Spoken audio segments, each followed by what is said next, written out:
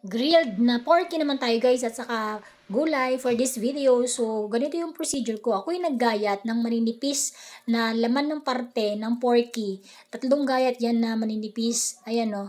So, malilit lang para mas mabilis din siyang maluto. Nung nakapaggayat na ako, inugasan ko, saka ako tinimplahan ng toyo, ng bawang, at saka ground black pepper. So, yan lang na 3 na yan yung aking pampalasa. Tapos, sinalo-halo ko para mag-blend yung aking pampalasa dun sa karne. Ayan. So, i-marinate lang siya ng mga ilang minuto or longer para mas masarap. Depende sa inyo.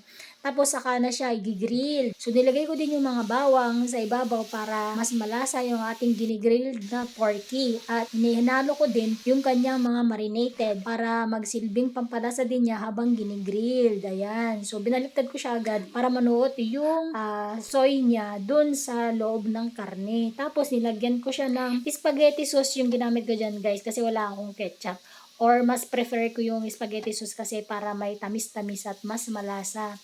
So, nilagyan ko siya both side para manuot pareho yung lasa dun sa karne. Tapos, plating na. So, meron nilagang kamote, may kamatis, nilagang talong, may sibuyas, at saka yan na yung ating grilled na karning porky. Kain tayo guys. Masarap ito. Salamat sa panonood lagi ng aking video. Tapusin sana ito hanggang sa dulo. Bye!